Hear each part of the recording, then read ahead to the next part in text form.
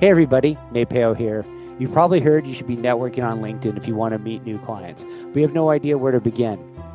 What I've done is I've created a 5-step guide to help make your profile stand out and helping you get started connecting. When you start building your network, you're going to start attracting more leads. So it's easy. Head on over to my website, natepeo.com, sign up and get my 5 steps of standing out on LinkedIn. I'll show you how to start building your network. From author Donnie Bovine comes the book, How to Be a Success Champion, available on Amazon. After years of living other people's dreams, author Donnie Bovine decided to jump out on his own and start a business, thinking it would be easy. Instead, he had a rude awakening and quickly understood that he had spent 20 years being an employee and had no idea how to be a business owner. His business was tanking, and he was on the brink of losing everything when he decided to fight for business freedom. In this must-read and life-changing book, author Donnie Bovine shares with readers his story intermingled with lessons learned from his mistakes and his failures. In How to Be a Success Champion, you will find advice the author received from mentors and how he went from zero to a 6-figure business. The author walks you through the steps of how to get out of your own way, how to play the game of business and win, find your strengths, how to network effectively, how to build a personal brand, how to create champions for your business, how to get great at sales, how to take complete ownership of you and your business. How to Be a Success Champion from author Donnie Bovine, available on Amazon in both Kindle and paperback editions. Order your copy right now. It makes a great book for corporate events too. How to Be a Success Champion from author Donnie Bovine, available on Amazon.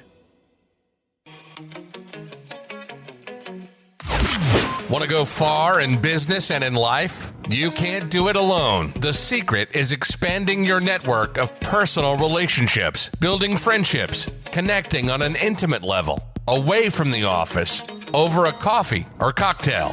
Welcome to All In with the real Nate Peo. The show that asks what happens when you go all in and leverage the power of your network of personal relationships.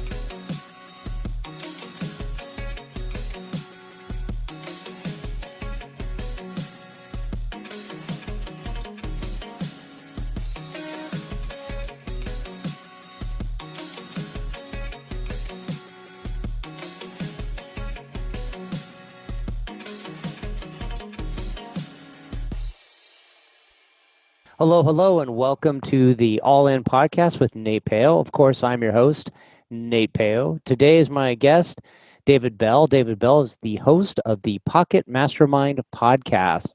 So what David is about is he was in corporate world for many years, living a life where he wasn't too happy with what he was up to. So he developed skills that he needed to allow him to create the life of design that he was able to work on the things he wanted to work on. And after he left his corporate gig, he realized that he found a lot of fulfillment in teaching others the skills that he learned. So welcome to the show, David. How are you? Hey, Nate. Good to see you. Good to see you.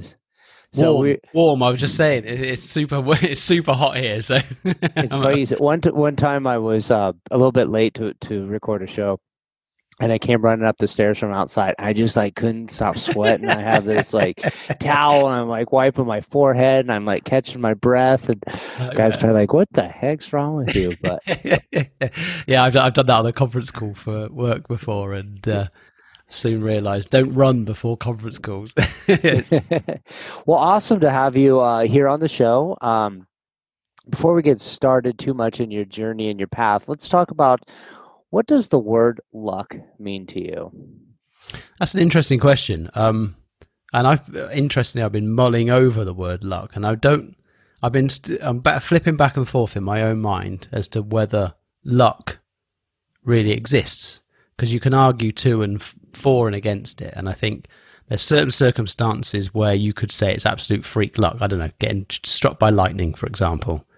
You could then also argue that there was this chain of events and decisions that you made to mean you were stood on that particular spot when that lightning struck. So is that luck, or is that the result of decision making? But I think in most of our in the main part of our lives, I think there's very little luck. I think it is the result of decision after decision after decision, big and small, that lead us to be in a particular place at a particular time, and whether that's ends up being fortunate or unfortunate, is you may not have seen it previously. You see where you're heading down the road, but I do believe it's generally a result of decisions that we make. Yeah, it for sure is. It's like right place, right time. But to be in the right place at the right time, you have to be in the right places more often, so that you're there when the right time happens. And I'm a big believer of your actions determine your outcomes, in the sense of like you start putting yourself in places where these things you're trying to seek out in your life will occur more often. And when you're intentional about it, you tend to have more luck per se, because these things you're seeking them out. Of course, you might get struck by lightning, or you might have some failures along the way. Those are bound to happen, but I think that those would have happened wherever you put yourself. That there's going to be good and bad that happened out of chance, out of the probability of outcomes happening, but you're more likely to see good luck when you're putting yourself in a position to receive good luck. So great answer. Definitely. I think just add on that, really. I think when you're deliberate about something, you're focusing on that thing, then the RAS, your reticular activating system, tunes into things that are more likely to guide you towards what you are focusing on. So if you have positive focus and you're chasing after something in a positive intent, you'll probably find you've got a lot more good luck. Things just seem to be there. They're probably there anyway. It's just that you're not tuned into them unless you're consciously focusing on something. Right.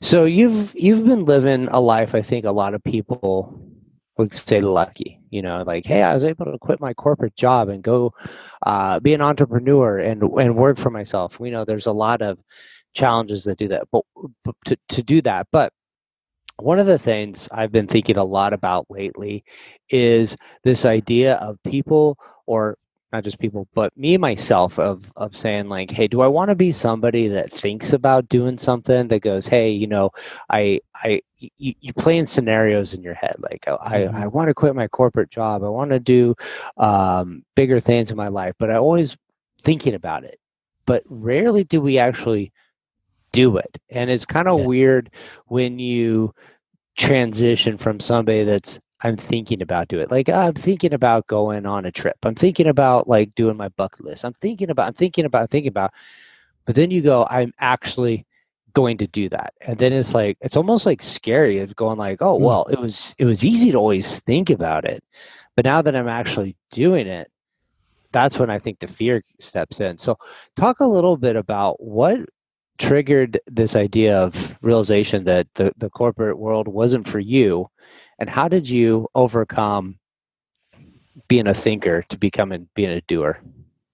So I think for me, my heart was never in the corporate world. I don't know what it was. When I was younger, I kind of always thought I wanted to do something else. I'm quite a big fun person, like fun in my life. I don't think I ever grew up. Like, I just want to play. Do you know what I mean? I'm happiest when I'm playing. If that playing can turn into some productive output, that's perfect, right? And what I found was, so if I go a fair way back, at one point in my early 20s, I was in a band. I wanted to be a rock star. And it didn't work out. There's many moving parts, but for whatever reason, it didn't work out. And so I thought, well, I'm going to have to grow up and get a sensible job. I never went to university. I didn't do anything like that. And prior to the band, I'd worked. I had sales jobs and various other things, but nothing all that serious. And I realised that my mid to late 20s had arrived, and I needed to do the sensible thing and get a job. And so I started on the corporate ladder. And one thing I was always sure of is that I could go as far as I wanted to go. I was always confident in being able to do that. I just assumed that's what would happen.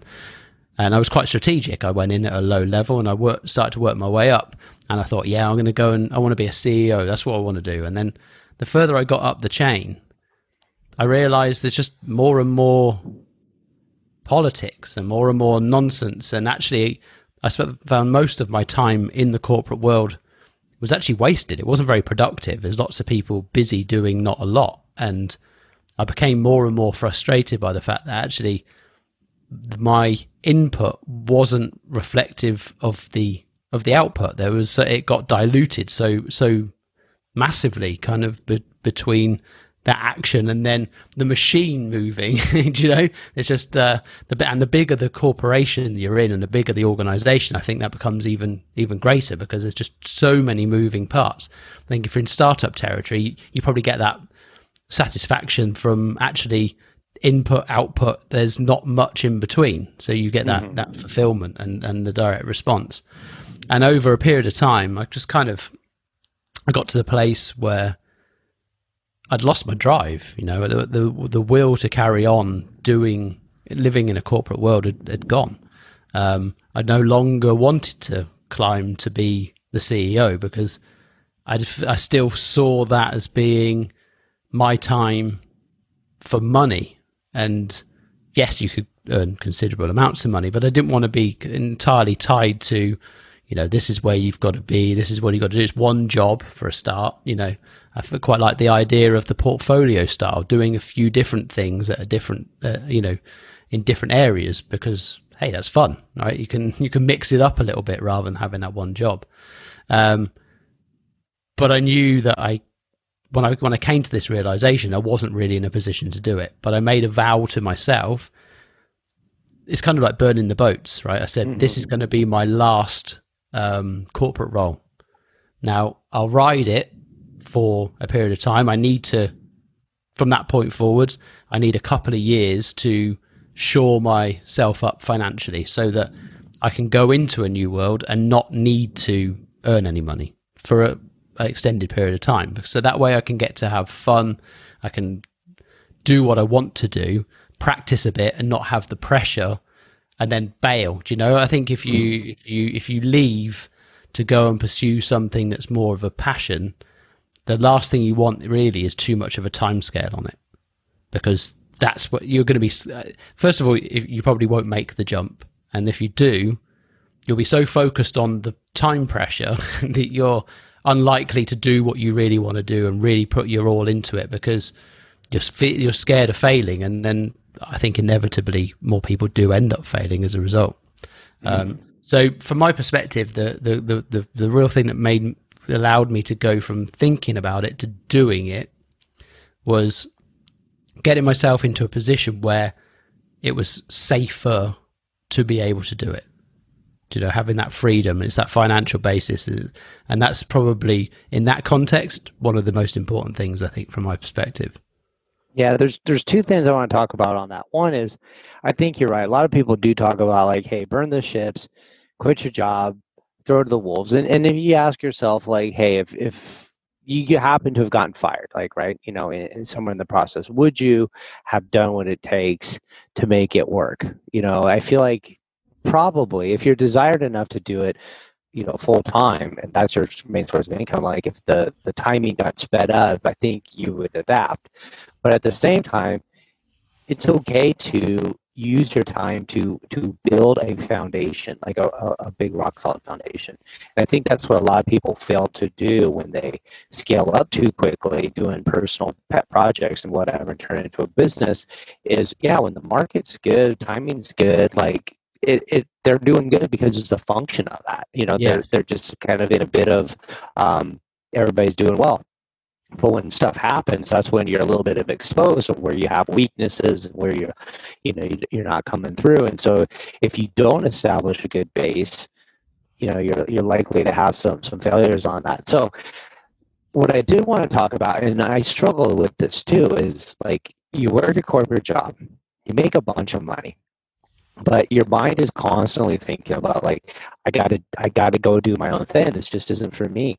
But sometimes you ever like sit back and look at what the hell's wrong with me? Like, why can't I just suck it up, show up, do my 8 hours a day, and I get paid really, really good? Like, I don't have to like put myself through so much stress. Why can't I just be content that I can go get paid a good amount of money for eight hours a day, 5 days a week, and then have flexibility to do what I want? You have benefits, you have paid vacation, but yet the drain on your energy overwhelms this desire to just kind of go in there and suck it up. And I think, at least for me, I get that feeling. I can put it down for a while, but it keeps coming back of like, hey, there's got to be more to this. Like, how could I personally serve more people and see the results of the actions I'm actually doing and influencing people to pursue a better version of themselves? So, like, has that ever occurred to you? And what did you kind of think to kind of like, hey, am I okay? Is it all right to be this way? Oh yeah, absolutely. I'm like, well, I'm in the same position, exactly the same kind of boat. And I was thinking, shouldn't I just be happy and grateful? And I think you can be those things, but I think if there's something calling you, then ultimately that's going to niggle at you probably forever. So there's something telling you that that's what you want to do. And I think part of that is I think it's in our nature, right? I don't think the corporate world, I don't think human beings are very well suited to the corporate world at all. I think naturally we are more entrepreneurial. It just gets squashed out of us a bit through the education system, and it kind of the fear gets put into us that looking after yourself is risky. Putting your life in other people's hands is definitely safer. And you think about that, it's absolute nonsense, because every person I know has been made redundant at some point or the other. So their income and employment were taken away from them without their say-so. That doesn't sound like the safe option to me. I think trying to find ways to generate income and maybe multiple streams of income for yourself is a safer option. The richest people on the planet don't have one salary, right? The rest of us all have one salary. So that's risky. It's funny you say that, because if you go and invest your money, I don't know what they call it in Europe, but out here they call it your 401k, right? That's where you invest your retirement money into. What do they tell you the first thing you do? Diversify, right? Diversify where you're putting your investments, because some are going to go up, some are going to go down, but over the long term. But with like a career job, it's like, hey, go get one source of income and go through. And like some people say, oh, well, if you're making a lot of money, it's less risky if you're making less money. And I would make it a different argument. So like, if you're making any kind of money, my grandfather used to say, expenses rise to meet income, right? So no matter what you're making, you're probably barely getting by. There's always the few people that save well, do what they're supposed to, don't have debt, pay off their house, and live well below their means. But let's just say the average person doesn't do that. So whether you're making $10 an hour or $10,000 an hour, your expenses kind of rise to meet that income. And your options for, if you lose a job that's $40,000 US, I don't know what that would equate to you, but like, it's an entry level job. You lose that. There's a lot more options to choose from to go get a $40,000 job. But if you start making six figures, you start becoming like a CEO. There's only so many CEO positions. There's a lot less CEO positions than entry level data analysts, data entry person. Right? So I think you're almost more riskier, because if you lost that source of income, you're going to have a further fall. Or if they come back and say, hey, times are tough, we need you to take a cut, like you don't have leverage to go, well, I'm just going to leave and go over here because I know the positions maybe aren't available. And so I do think that there's a lot of risk and relying on your income coming from one source. And it's important to get out there and kind of see. And it's okay to have like side hustles too, like that don't turn into full-time jobs. Like, what if you just made an extra few $1,000s a month just doing a hobby, doing a craft that you could sell on Etsy or some other stuff? Like, yeah, that would definitely help out, your family financially too. So I don't want to get too down the rabbit hole of should you or shouldn't you work a corporate job, but clearly that's been your passion to do so, and you have made the transition. So let's talk about the skills that you acquired to make that happen, and how that turned into your ability to teach these skills to other people. So I think there's a few key life skills that we just don't get taught, and that's what puts us at a disadvantage, right? We're not, the number one is probably money management. We're not taught anything, over here in the UK, we're not taught. And as far as I know, generally, you're not taught it in the States, you're not taught it anywhere. Is that by purpose or what? But whatever reason, right, we're terrible with cash. And like you just said, for most of us, right, when the money comes in, we tend to spend most of it, and then we're net zero. And so it doesn't matter how much you earn. And I think a lot of us fall into the trap of thinking, I've got to earn loads of money because then I'll have loads of money. Well, there's lots of people out there. It's possible that there are people out there earning $1 million a week and still don't have anything because they're spending $1 million a week, right? They've bought all of the stuff that they don't need. And so the number one thing really is starting to understand how to manage your money effectively. How do you minimize your expenses? And then what do you do with the money that you do get? And so what I started to do was actually start to be very conscious of the money and start turning it into a game. I call it token collecting, because once you start to think about, I think money by itself tends to bring a level of stress to people, right? So I don't have enough, or I don't know what to do when I do have it. There's always seems to be some kind of stress around it. If you can gamify it in some way and start turning it into something like token collecting, which is what I did, then you start to look at where do I put my tokens? How many can I store in these different buckets? And you need to have some aside for safety, so easy access kind of cash. And then you need to start putting the rest away as much as you possibly can into try to use simple investments, right? Even ETF, S&P 500, FTSE 100 trackers, those kind of things. On average, they return about 7% a year for the last 50 odd years. So even following that kind of strategy, like the Ray Dalio or Weather, for example, will help your money grow, right? You're going to, over time, you're going to grow, that money's going to earn money while you're asleep. So that's one thing that I really started to focus on. The other area is kind of mindset. What do you think about? What are you after? What are you conscious of? Have you got any goals written down? I think there was a Harvard or a Yale study that found like 3% of people actually have goals written down. So it's hardly a surprise that, and I didn't have any either.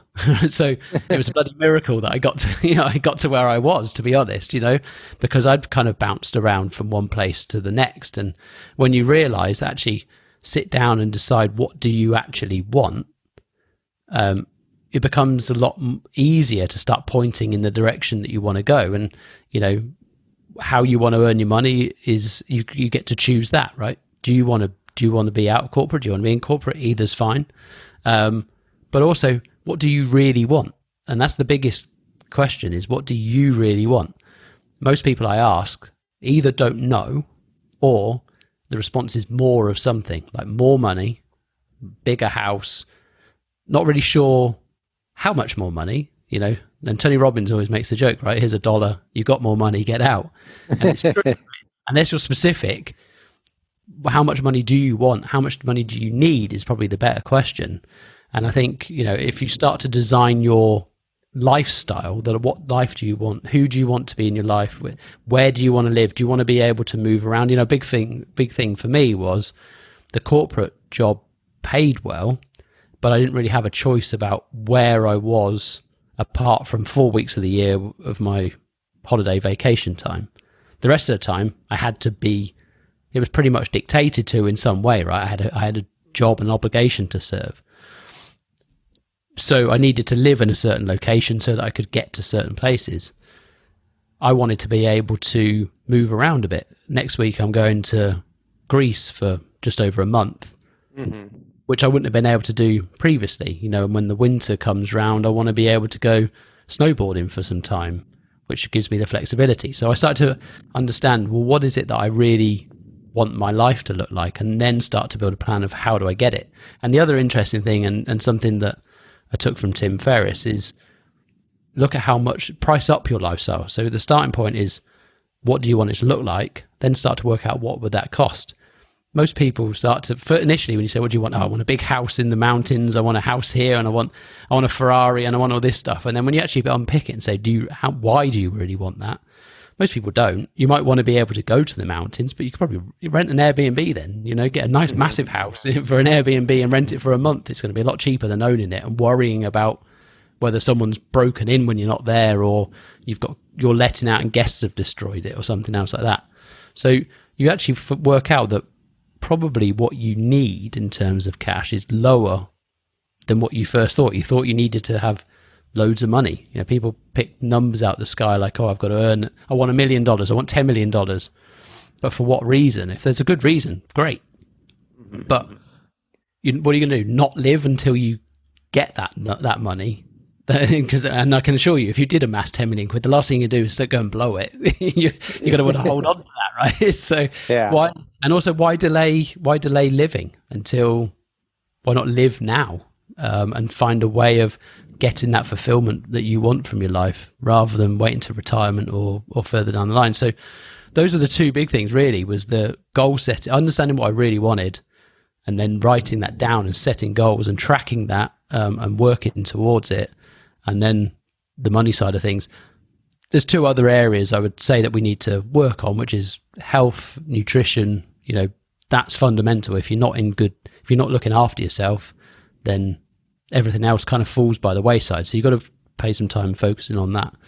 And then the other side is kind of emotional management, emotional intelligence. We're just another thing that we're not really taught at school. And there's a clear pattern that with people that are unable to manage their own emotions, particularly things like anger and that kind of stuff, it becomes detrimental, because bad stuff is always going to happen. You're never going to escape from, like we were saying earlier, bad luck or any other negative experience, negative people.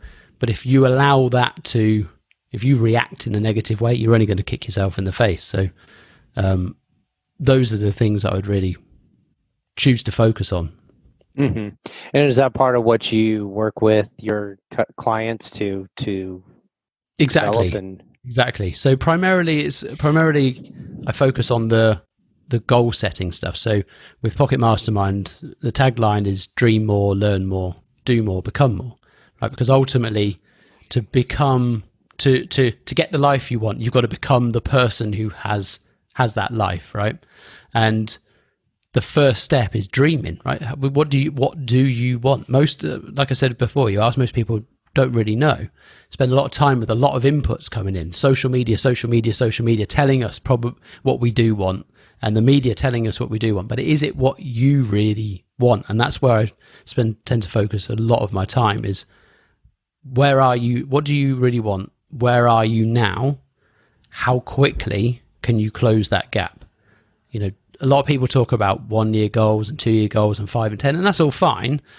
But I don't know how long some things are going to take, right? I could be selling myself short, or I could be overly ambitious and dishearten myself. So I prefer to phrase it as more as, if I could click my fingers now, what would your ideal life look like? And then how quickly can we get from point A to point B? Because there's lots of little steps, and you break it down into a weekly basis.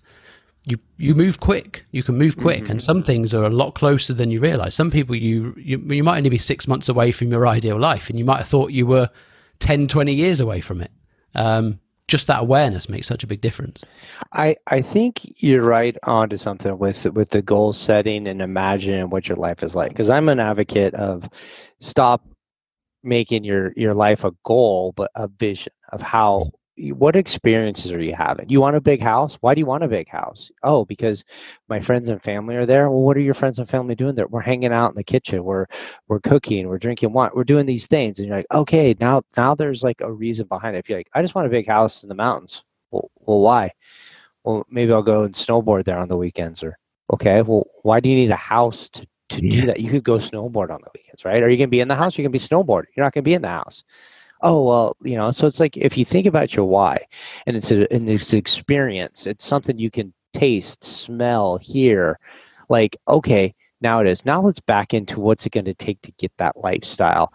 And you talked a little bit about Tim Ferriss's book, but I think Tony Robbins also has one called Money or something about that. And he talks about money master the game. Yeah. Yeah. It's like a lot of the stuff you want, it's not as expensive as you think it is. You go like, hey, you want to fly a private jet everywhere? Like, I got to own a private jet. Private jet's $5 million or something like that. It's a ridiculous amount of money, plus the upkeep on it. It's like a ton of money. But how often are you really flying places? And you go, well, 4 or 5 times a year I go somewhere that's like, would maybe warrant taking a private jet to. You go, okay, well, you could charter a private jet for 10, 15,000, 20,000 bucks for you and your family. Like, do that 4 times a year. That's $100,000 maybe. That's a ton less. You'd pay that much minimum on just your hangar fees and your maintenance on a $5 million jet. So like, you don't need a $5 million jet to experience a private jet lifestyle. It's so I know I'm still talking big dollars to spend that kind of money, but it's not a billionaire. Smaller, yeah. You're not billionaire territory, right? Yeah. So the same thing, I want a Ferrari. Why do you want a Ferrari? Oh, I just want to drive a hot car and look cool. Like, we'll go rent one for the weekend. You can do that. But if you go, I love the Ferrari culture. Like, I want to wear a Ferrari jacket. I want to go to the Ferrari races. I want to go to Ferrari auctions. I want to talk to people that own Ferraris and talking about doing Ferraris. And so, like, okay, that's an experience. You want to be part of the club. And yes, having a Ferrari gets you membership to that club. So then it's a different thing. You're like, okay, well, how could you get in and get one? And you start thinking of ways to do it. And if it's that important to you, like, hey, the cost of a Ferrari is the cost of a house. Like, people pay cash for houses by saving a little bit. You could do that without, again, having to be a billionaire. So it's all about figuring out the life you want and putting a game plan to do there. And then you look at yourself and go, am I taking the actions that I need to take to be moving myself closer to that lifestyle I want, or am I going in a different direction of mediocrity? And usually you kind of go, hey, you know what? I'm not taking enough steps. Like, I'm kind of hoping one day in the future, like, I will get there. And it's like, well, if you want to go to Greece for the month, you got to walk out your door, and you better know, like, how you get to the airport, how you get on the plane, how you do that. Otherwise, you're just going to, like, wind up in your car driving around, and next thing I know, I'm in, Las Vegas. And it's like, well, it's not quite where I wanted to go, but, it's an analogy I use. It's an analogy I use all the time, right? If you're going to go somewhere, you know exactly where you're going, down to the zip code, postcode, right? You don't just hop in the car and say, I'm going to go to LA. I'm going to go to San Francisco. What the city? I mean, where even? I mean, that's a starting point, right? At least you've got a direction, but where are you going to go? You need to be, if you want to get what you want to get, then you've got to be specific enough around what that thing is. Otherwise, how would you know when you've got it? Mm-hmm. Exactly. So my next question for you is all in. What does it mean to you to be all in? Or what do you tell your clients you work with? Hey, if you want to do this leap from corporate to designing your own life, what do they need to know to be all in?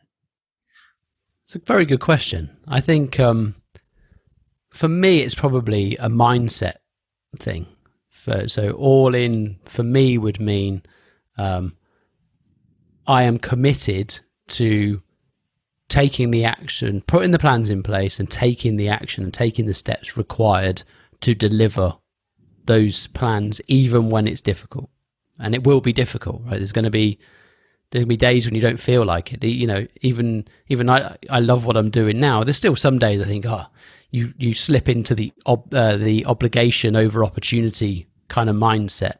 And I think for me, one of the tricks that I try and use is to reverse that. When I catch myself feeling obligated, I try and find the opportunity. And I think that allows you to then be all in, right? Because everything that comes your way is, I get to do this. I'm grateful to do this because it means this to me. And then you've got a reason. And all human action, all human behavior is driven by reasons.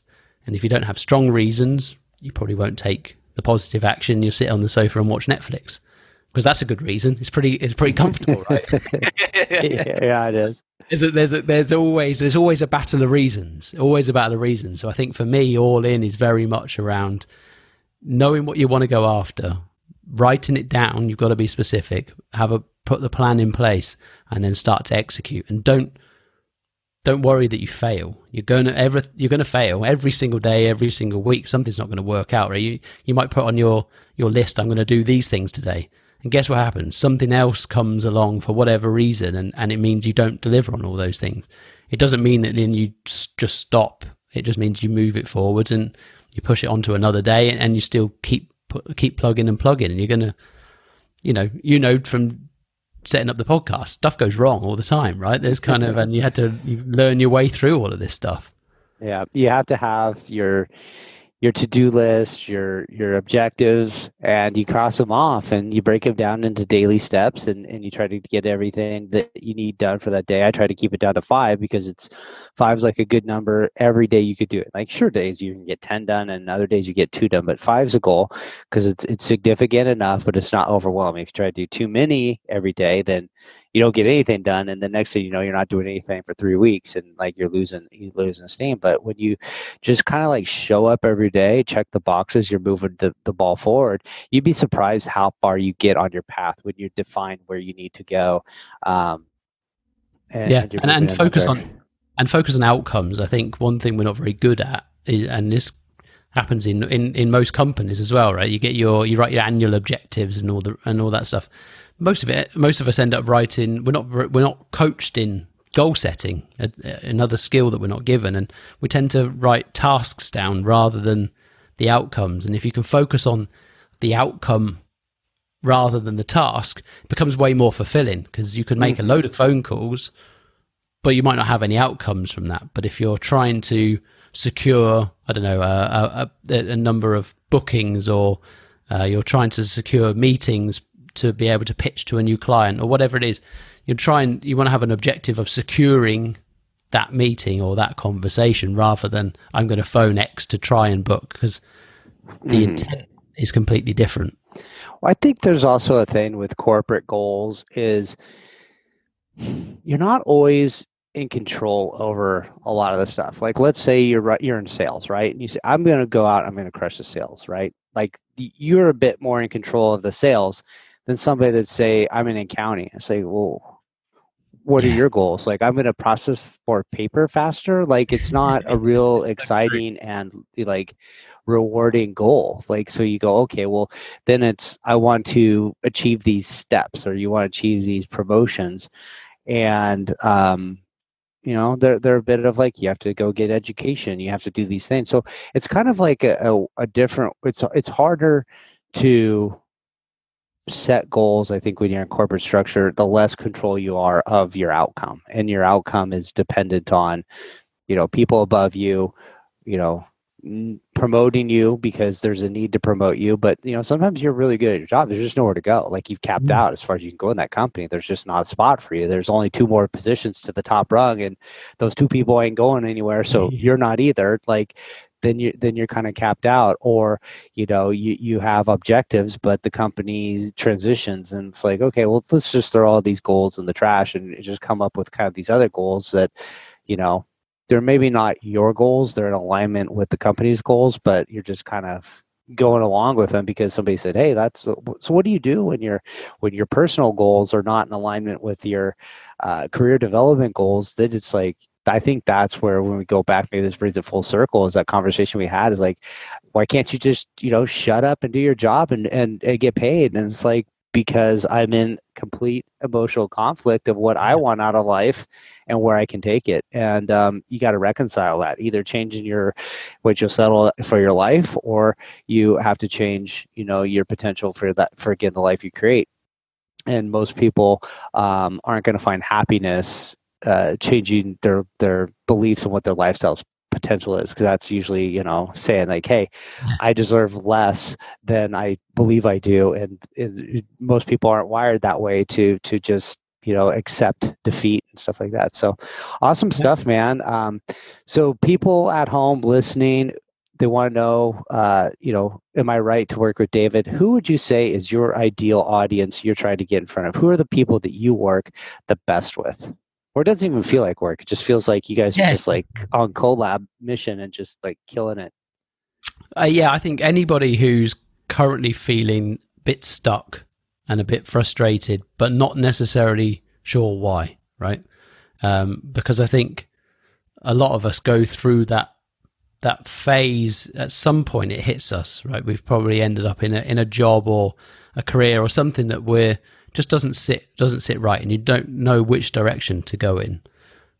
That's the kind of people that if that's you, that's the person I want to speak to. I want to speak to you because it's likely you're in a glass box that you don't even realize you're in.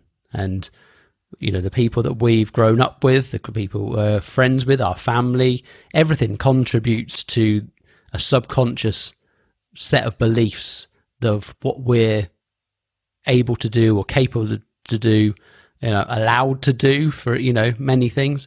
So the first step really is understanding who you really are, what do you really want, and then we can help you break out of that and start to put a plan in place that will get you fulfillment. Doesn't necessarily going to happen overnight, but we can get you on the path to the life that makes you happy and fulfilled. Ultimately, what really delivers happiness is growth. When we feel like we're developing, when we feel like we're moving forwards and we're getting something out of life, and contribution, when we feel like we're actually giving something back. There's a purpose to what we're doing. You know, if a lot of people go and work for charities because they want that feeling of giving something back. You can do that with capitalist world, right? You can provide a great service and a great product, and lots of people have got so much talent out there that never gets tapped into because they're scared of putting themselves out there. But we can do that. Awesome stuff. So now that they know who they are to work with you, where should they go to find you? The best place is probably the website, pocketmastermind.com, and you can find links to get in contact with me via the website. That'd be easiest. Awesome stuff. So I encourage everybody that's listening, go check out David Bell on the Pocket Mastermind. Those links will be in the show notes. Reach out, say hello, and if you do have a conversation, let them know you heard about him on the All In podcast. And great having you on the show. And I think we had an amazing conversation and something I definitely feel a lot of passion and a lot of relatable story in that to myself. So awesome stuff, man. Thanks for coming on. No worries. Make sure to visit our website, therealnatepeo.com, where you can subscribe to the show on iTunes, so you'll never miss an episode of All In. While you're at it, if you found value, we'd appreciate a rating on iTunes, or if simply tell 2 friends about the show. Looking to connect? You can find Nate Peo on LinkedIn or Instagram.